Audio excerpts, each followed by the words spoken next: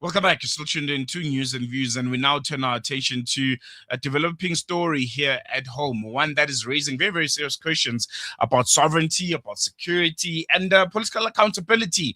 The organization People Against Gangsterism and Drugs, PAGAD for short, has come out strongly against the presence of the United States Marines in South Africa, in Cape Town. They had a training exercise, a drill of some sort, a joint exercise they called it, with the Metro Police cadets at Muizenberg Beach. City officials have almost downplayed this interaction, describing it as limited, informal fitness drill, not formal training, and at no cost to the municipality. But critics aren't convinced. Hart says there's no such thing as a neutral U.S. military presence on African soil, and they're also warning that even a small footprint raises deeper concerns about foreign influence and, most importantly, on national sovereignty. The issue has sparked broader legal and political questions, including whether or not the city even has the authority to engage in this kind of cooperation without national oversight, which is very, very important because municipality, there's levels to it. There's municipality, there's provincial, and then you have national government. So was this really a harmless cooperation or a line that is being crossed by those that are involved, including the U.S. Marines and the Metro of Cape Town? And we're going to be bringing in PAGAD spokesperson Fairouz Nagia, who's going to be chatting to us about this. Why are they so concerned when the city itself said this is a non-issue, didn't cost the city anything, it was informal, and it was not sanctioned by any entity? Fairouz, thank you so much for joining us. Welcome to News and Views. I really appreciate you giving us your time. Thank you. Thank you for having our organization on today.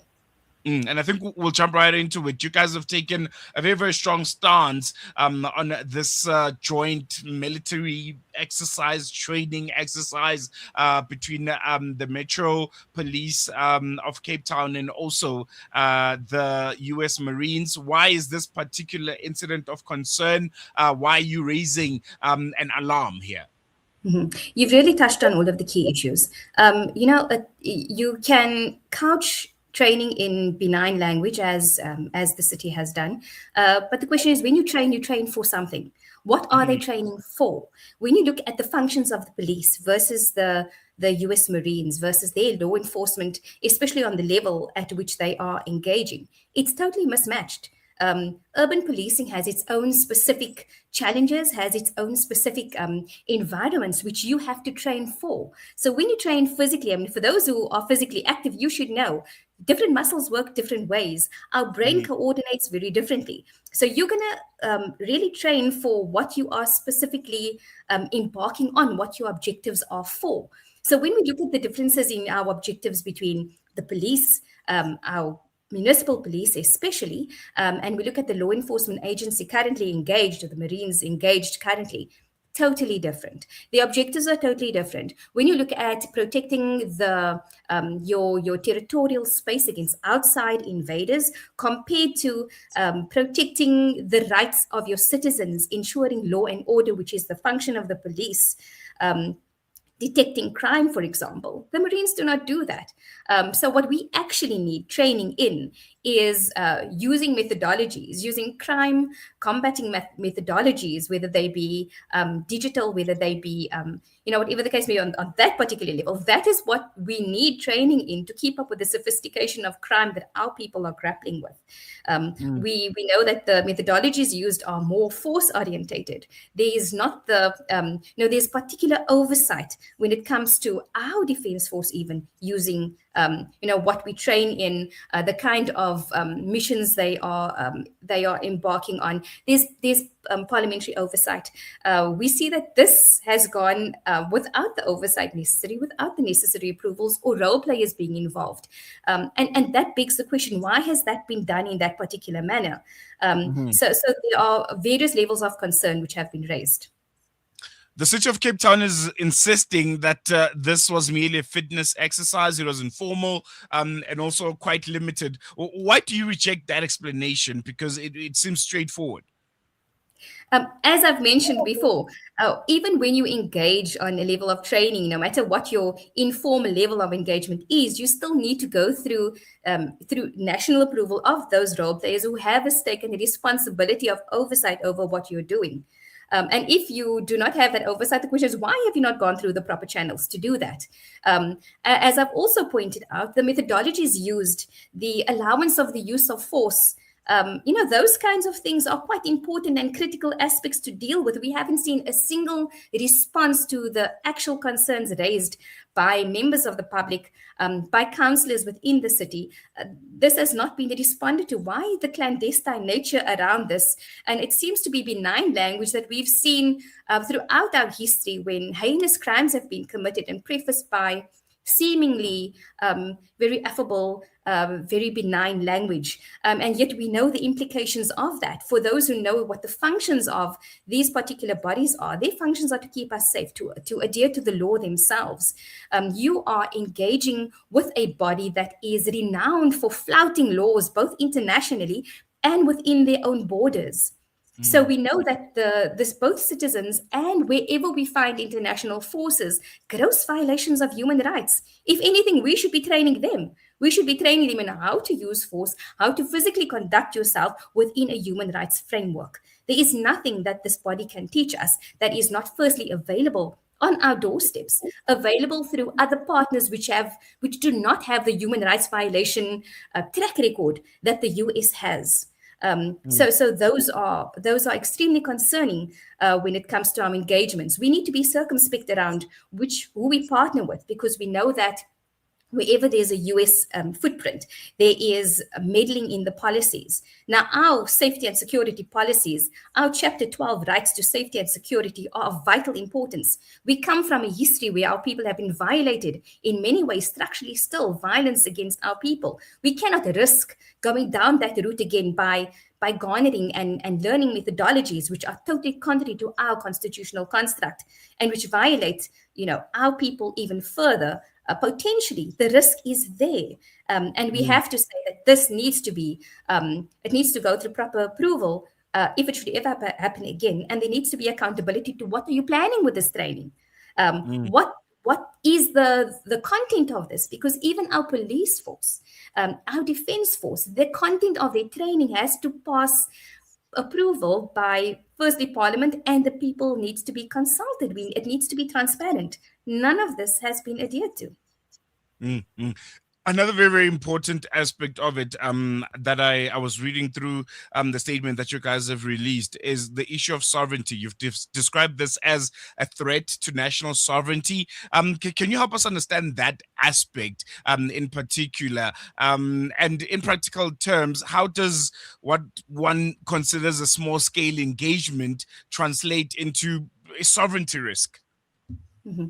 So we know that we are a unitary state.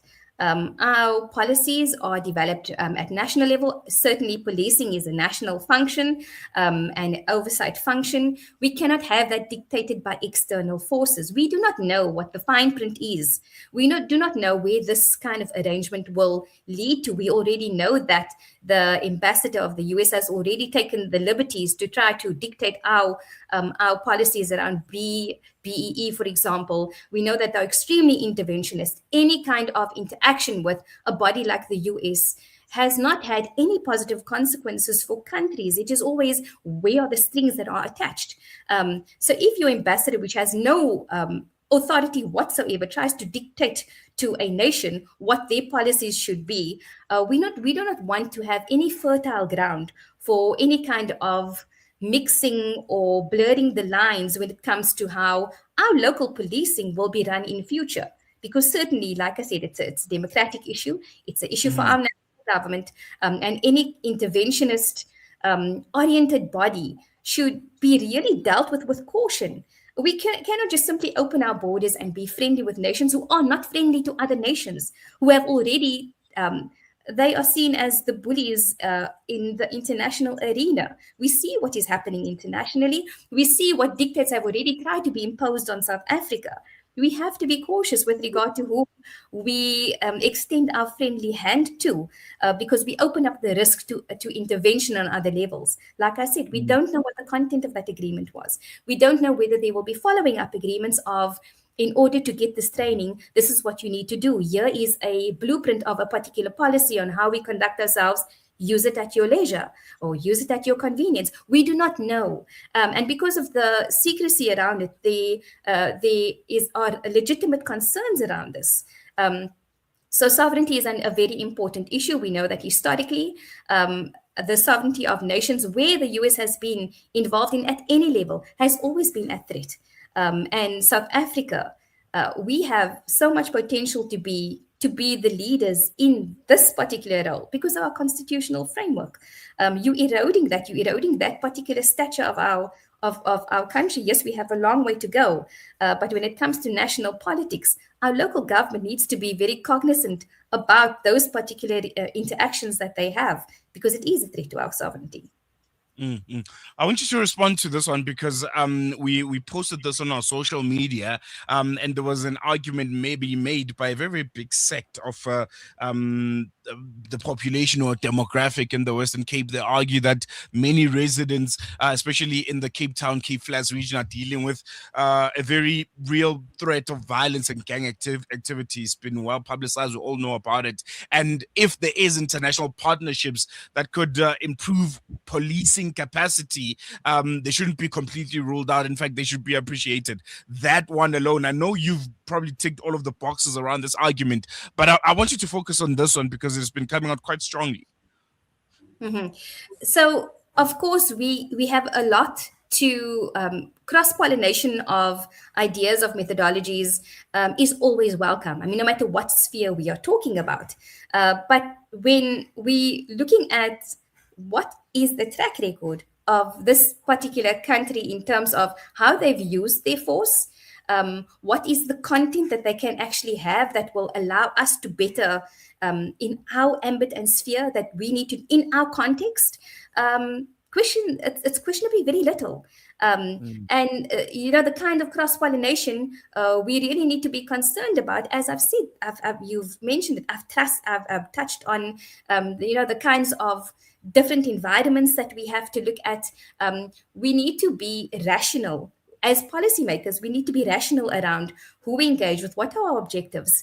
When we talk about learning from international experience, we need to look at what are the track records of human rights, what's the track record of how these law enforcement bodies, how these military bodies have actually applied their laws. So what can we learn from that? It's more than just an issue of how credible is this body to learn from, but we have to then look at what is our history around it. Can we risk engaging with a body that has potentially had such human rights, or actually written, recorded human rights violations across the board? We're talking about rape, we're talking about physical abuse, we're talking about torture. These mm. are the of acts that this kind of body has actually been accused of. So when we talk about learning, we need to look at who are we learning from, and we need to ask, what are we learning from you? And I don't think these questions are sufficiently answered, and these are important questions to answer. Fairouz Nagia, spokesperson of PAGAD, thank you so much for joining us. I really appreciate you giving us your time. It's a pleasure. Thank you.